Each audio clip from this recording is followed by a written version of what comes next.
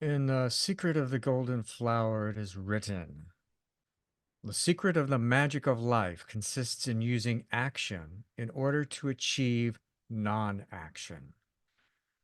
One must not wish to leave out the steps between and penetrate directly. The maxim handed down to us is to take in hand the work on the essence. In doing this, it is important not to follow the wrong road. So, to the untrained mind, this may sound like a bunch of mysticism and maybe even a logical contradiction. How can an action be used to create a non action? One is either active or inactive, right? This is one of those ideas that'll make more sense after you've attempted practicing the method. So, if you've never experimented with meditation, you can try this right now. Try and sit perfectly still for 1 minute.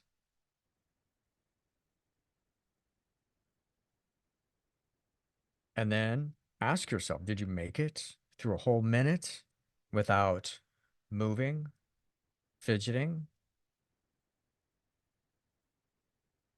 To sit perfectly still is actually one of the hardest things a person can try to do. But until one has tried it, the ego just dismisses it as being too easy and simplistic to bother with. So none of the things that we learn in life, none of the so-called disciplines ever take us to the act of sitting still, which should be really one of the most basic things. A state of total inaction. Now, there's always going to be something happening within you. You have what Gurdjieff called an instinctive center that is active and doing things at a very subtle level, and you have the moving center, and your breath is still going to occur. Your diaphragm, one big muscle called your diaphragm, is still going to be working to pull in air, and your stomach muscles are going to work to push out air, and some kind of muscles within you are going to be there in order to maintain um, that stillness. But at the same time as those very subtle actions are taking place, also sometimes called the small muscles, as those are working at the same time, you're making an effort to have no action at all and be totally still. This is one sense in which is meant action within non-action, or non-action within action. But this is the irony. In order to be completely still and inactive requires a tremendous effort. It's hard. It's hard to avoid that urge to fidget and move. And this is the place of struggle that is in between the two poles, between active and passive. It is the reconciling force. That's where you're trying to get to. It is the moment of gloam between dusk and night. So if you've tried working with meditation in the past, you may already have a good sense of this, but you may not have realized how important it is. So many pseudo meditation systems skip over this and whisk you off immediately into fanciful visualization exercises that in the end really don't lead anywhere. So just as most readers of Secret of the Golden Flower will blaze right past this part and come away from the text just remembering images of flowers and mandalas. It's so important that Lu Dong Bin in the text warns us to take the work in hand and to not follow the wrong road. Remember this. Any sort of system of meditation that takes you into visualizations and things of that nature are like missing the point. They're not really taking you to the point where the work actually happens, where that point of inner struggle actually occurs. They're just taking off and providing more entertainment for the mind. And that's all they are. You know, one point that comes up again and again in this text is that meditation, this effort of stillness and quietness, is the way to consciousness. Everyone wants to know. Everyone who delves into the occult or the esoteric wants to know, how do I get consciousness? How do I get more consciousness? And really, this is the only way. It's through meditation, through stillness practice, and learning this technique of light circulation, this technique of the backward flowing method. It really is the only way. And yet, there are volumes and volumes of books written about how you can achieve consciousness without meditation, just completely bypassing this, which, I mean, in the ancient world, not just China, India, Persia, Egypt, this was the way. This was the method for achieving consciousness. It's all been washed over first by monotheism, which just took these ideas and turned it into um, tools for social control. But now in the modern era, it's used for entertainment and selling books, and the original method is completely bypassed.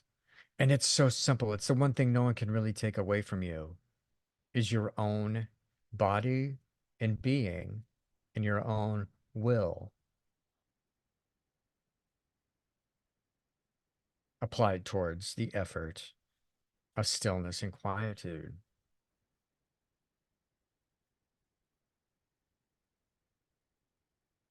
So this idea of action to achieve non-action is really huge. You're going to find so many different manifestations of it, but um, one is in the Chinese word wu wei.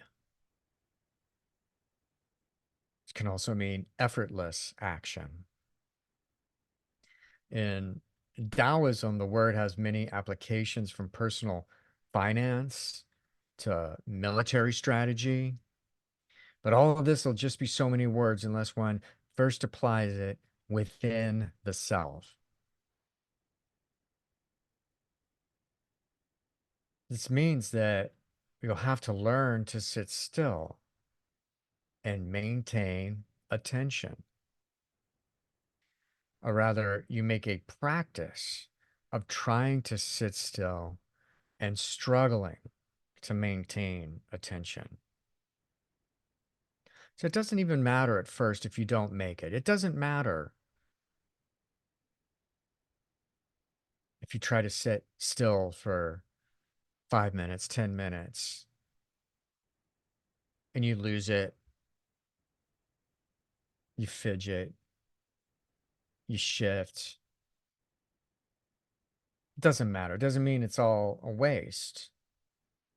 You just return, return back to the goal of attention, attention to sensation, stillness, quietude.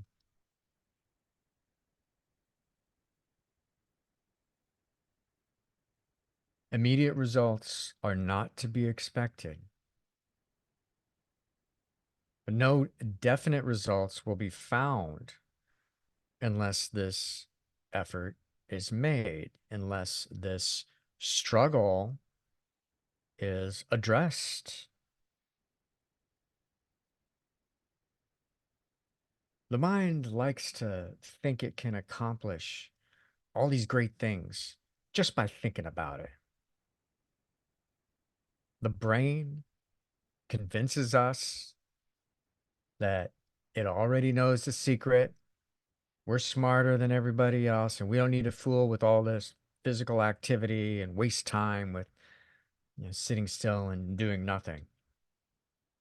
We can skip right to the end and pick up all the prizes of self-consciousness and immortality. In this manner, people accomplish nothing of permanence, but create only more new buffers and false personalities supporting the illusion that they have accomplished something.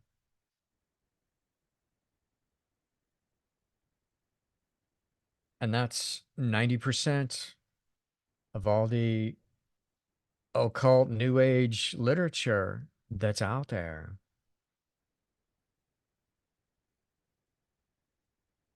It's all just to give you that tickle and that feeling that you've accomplished something special.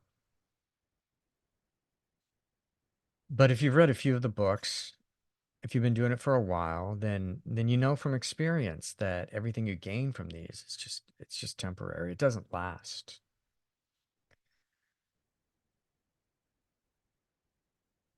The reality is that the body must be trained to a large extent in the initial stages. Consider it like any other physical skill or sporting activity. Like riding a bike was hard at first because your brain couldn't imagine how to do it. But eventually, your body, your muscle memory figured out how to do it. And you never had to think about riding the bike ever again. It's the same with meditation. Once your muscle memory gets the hang of it, it will know what to do, and your brain won't be so intimidated by it. I mean, that's part of um, the reaction against the idea of meditation is that the brain doesn't want to get pulled into it. It wants to continue to think that, it can solve all of your problems just by thinking about it. But eventually the brain will like as the body gains more awareness, a different kind of consciousness that's in the body. What's happening is the brain is like coming on the same level. It's like the brain, the mind, the emotional center, the moving center, they all start to kind of get on the same page. They all start to be functioning at the same level, whether rather than just one controlling everything. Myths, legends, and Hollywood films abound with the trope of chopping wood and hauling buckets of water.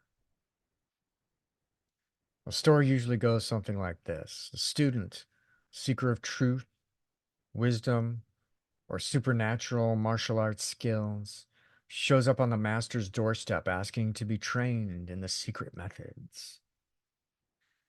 The master directs him to the first lesson, chopping wood and hauling buckets of water, or perhaps some other strenuous and brutish grunt work, which seems to have nothing at all to do with higher knowledge or secret wisdom. Reluctantly, the student carries out the tasks, grumbling all the way. After a while, we tend to forget how long a crisis occurs, and the student finds, much to their own surprise, that they have developed some new skill, aptitude, or awareness that they never expected as a result of the process. They pass an initial threshold and they're now ready to receive something higher. So I think one of the most delightful Western adaptations of this pattern is in the 1984 film The Karate Kid. Ralph Macchio's character, Daniel LaRusso, being bullied by classmates, seeks knowledge of karate fighting skills from the master, Mr. Miyagi, played by the excellent and legendary Pat Morita. After agreeing to be his teacher, Mr. Miyagi sets Daniel-san to work doing menial chores around the house and waxing his collection of classic cars, from which we get the famous trope wax on, wax off. So, at the height of Daniel-san's frustration with doing menial chores instead of learning karate, Mr. Miyagi surprise attacks him. The series of forward punches, which Daniel-san appears to respond with blocking moves, learned from his activity of waxing cars. And the look on Ralph uh, Macchio's face during that scene, the famous scene, right? He's blocking and he's kind of like, he's kind of watching his own body, like his body is like moving on its own. And he's surprised by it. He's watching his body act. That's a state that represents a real state that is achievable through any kind of work that develops the muscle memory like that, to where this process begins to like take place within one and the mind isn't in control of it anymore. We're so used to thinking the mind is in control of everything.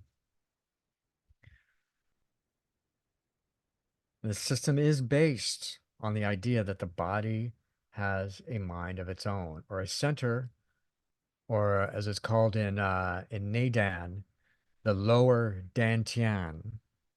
In one sense, the initial work of developing so-called muscle memory through stillness is awakening and exercising this other mind, what Gurdjieff sometimes refers to as the moving center. It's important not to follow the wrong path regarding the need to focus on essence, on what is substantial within you. It is easy to become enamored with dreams about the future or with one's own personality or one's appearance, like Narcissus became enamored with his own image in a pool of water and thus lost his possibility for true love. In this work, you must learn to see through the surface of things, but most importantly, through the surface of your own self, into what is at the core, it is essential, what you received as you came into this world, not what you obtained or manufactured subsequently.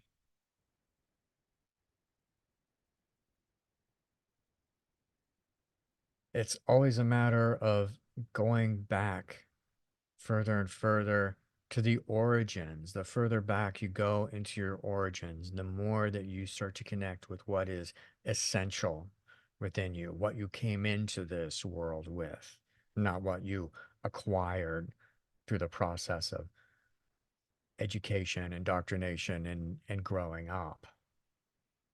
Most of what you acquire growing up is a lot of nonsense and bullshit. It's the nature of the ego that it will want to skip this period that the text also refers to as the 100 days, and that's why he warns in this passage that one must not try to penetrate directly. This is what has happened with most people who attest to their rapid Kundalini awakening and out of body experiences or extraterrestrial communications.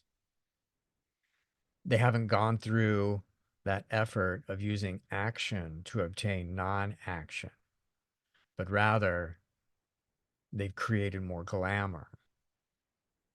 That's a very dangerous place to be, as it creates a delusion that becomes very difficult to dispel.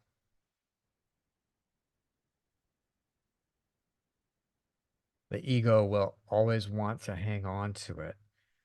The method teaches a way that is simple and easy to follow, but it requires patience.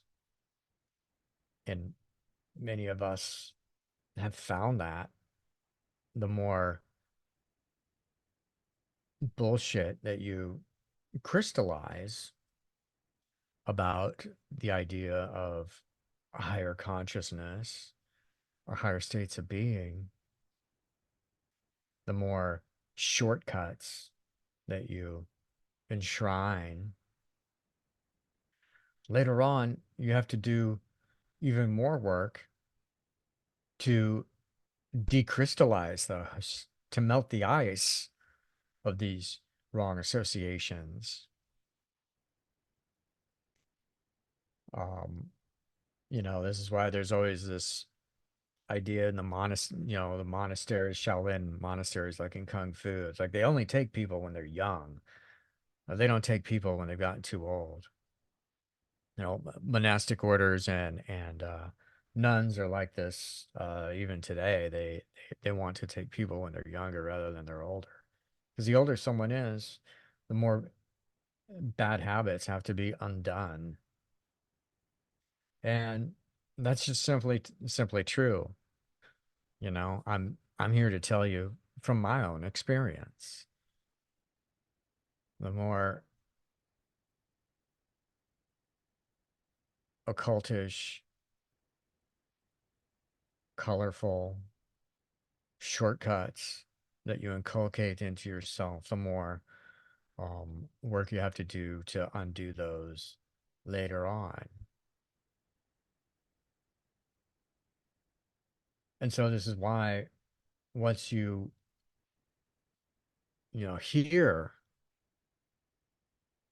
the message,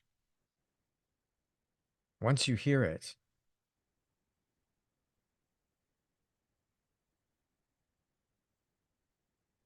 you need to embrace it as soon as you can.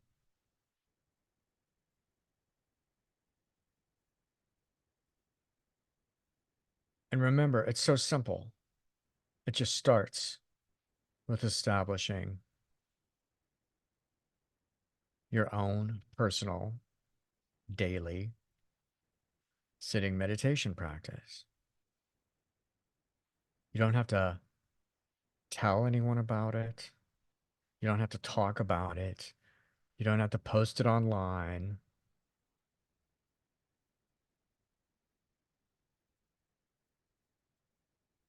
you know. And if that's something that keeps you from it, you're worried about, oh, what everyone's gonna say, all your old occult friends are gonna laugh at you. Well, don't tell them about it. It's a completely internal experience. No one needs to know.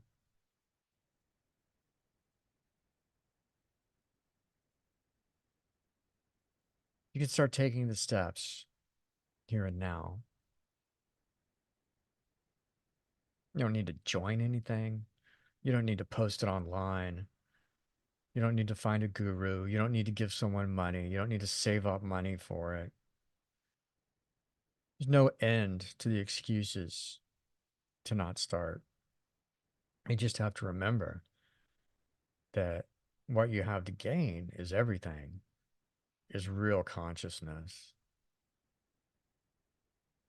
a real sense of being,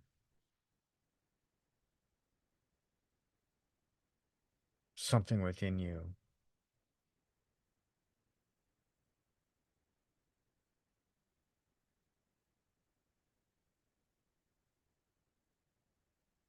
that is intelligent,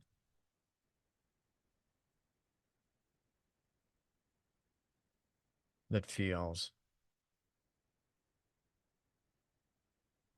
and that can really connect with great nature.